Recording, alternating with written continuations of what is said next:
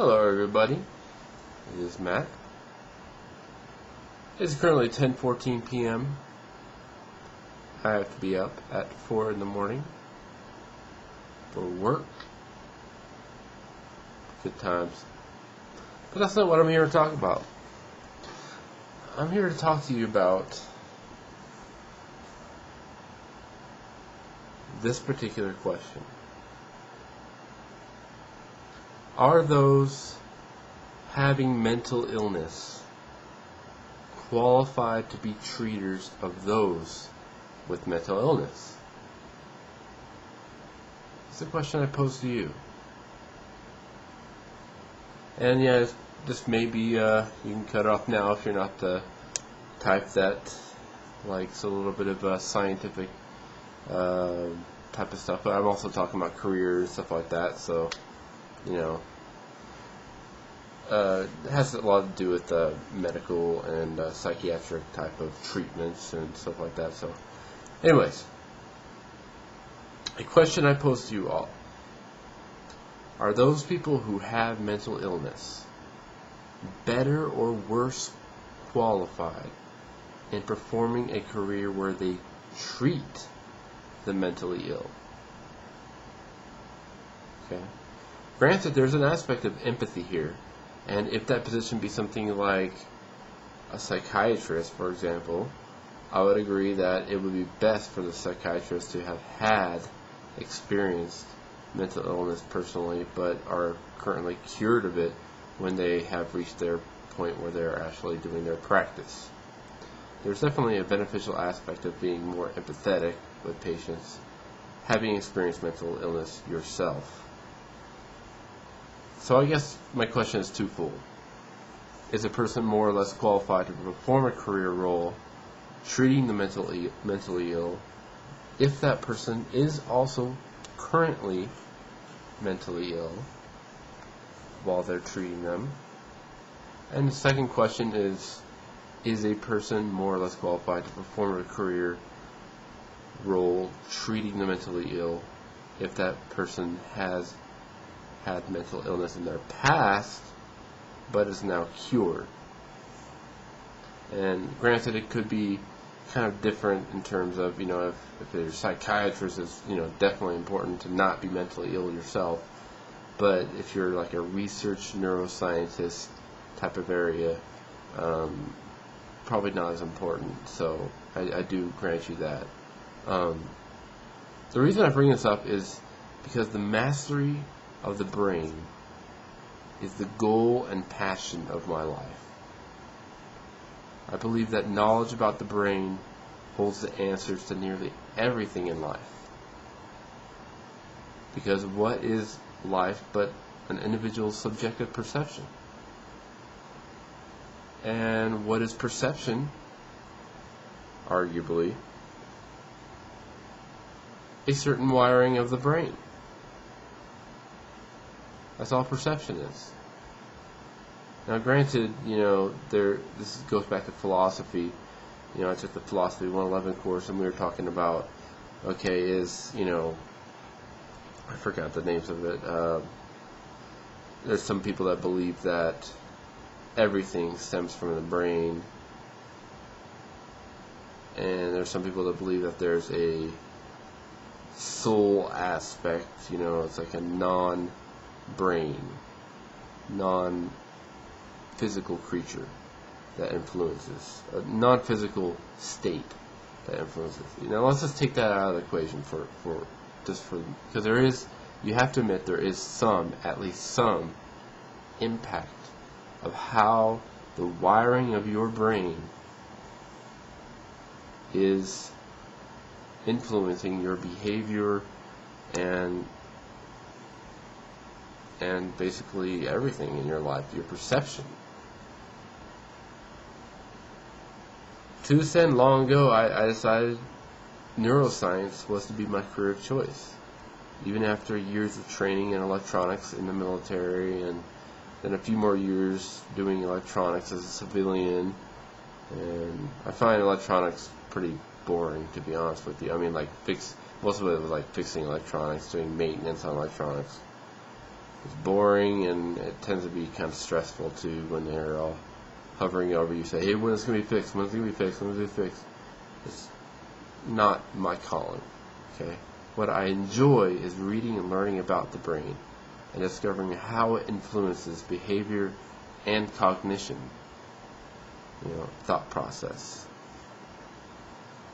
So because of this, back in February, I started my degree. Started off with philosophy and sociology.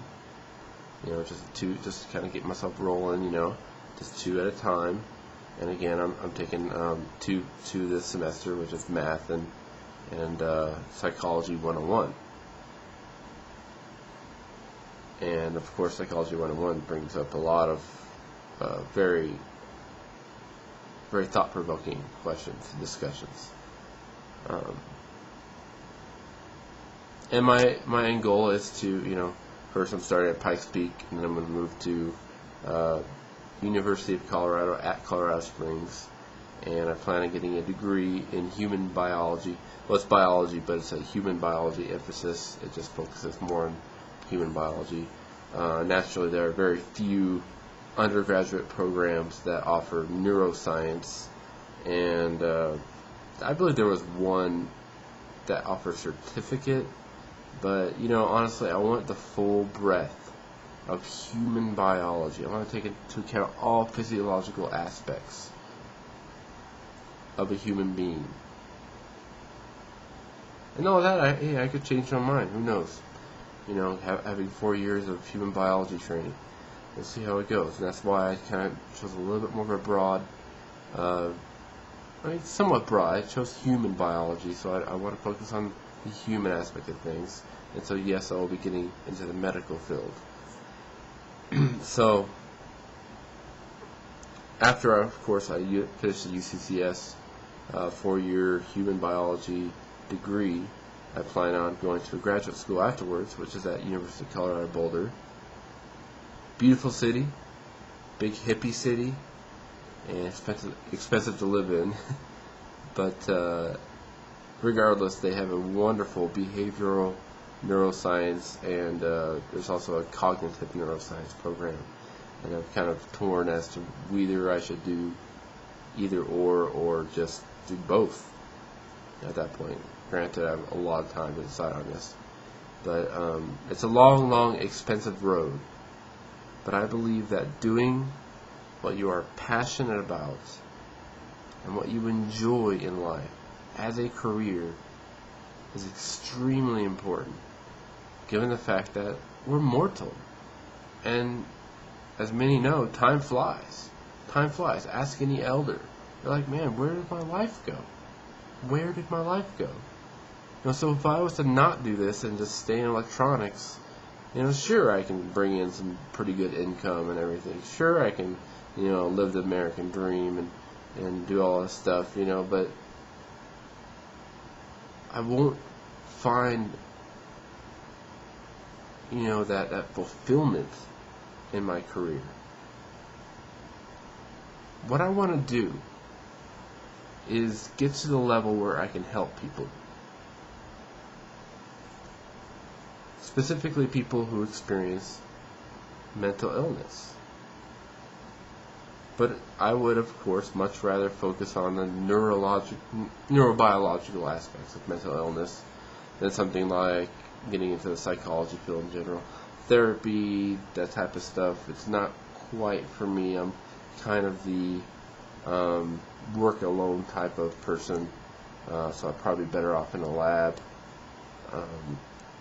Though, I'm not completely ruling out being a psychologist or a psychiatrist as an option, but I really want to get involved in the research side of things, especially dealing with neuroscience. I think that there is so much yet to be discovered in neuroscience, so much that could help people from suffering from mental illness who don't need to be suffering this way. I want to discover ways to officially diagnose people with certain mental disorders using technological things such as brain scans, probes, x-rays, devices that apparently currently we do not have. I want to be able to allow psychiatrists to tailor their antidepressant drug prescriptions to their patients, as opposed to the, as many will attest to, who have, been in treatment for psychiatric disorders. The hit or miss method. Okay? We'll give you this SSRI. Alright? Doesn't work? Okay, we'll give you this one. Okay, give you this one. Some work for some people, some don't, blah, blah, blah. Throw this one at you.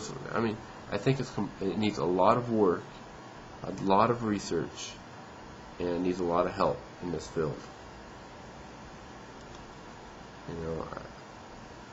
I want to know, for each passing moment in an individual, how and if a certain neurophysiological pattern in their brain reflects their current state, namely how they feel. There's so much to be discovered, and I want more than anything to be a part of it. So I just wanted to get that out there, and I'm curious as to what everybody else thinks about this. As many of you know, I have suffered from numerous different types of mental illness issues, from this like chronic insomnia to panic attacks, anxiety, to depression, to some people thought I might be bipolar or something like that. All this type of stuff, and I hope to have it all cured by the time I get to the point where I'm finish my PhD at UCB, and start helping people. But is it possible for the mentally ill to help and treat clinically the mentally ill? The question I pose. So just take some time to write a comment, post. I really appreciate it, and I appreciate all feedback on these questions and on these different things, and yeah, that's about it. Good night, and goodbye, and good luck. Matt signing out.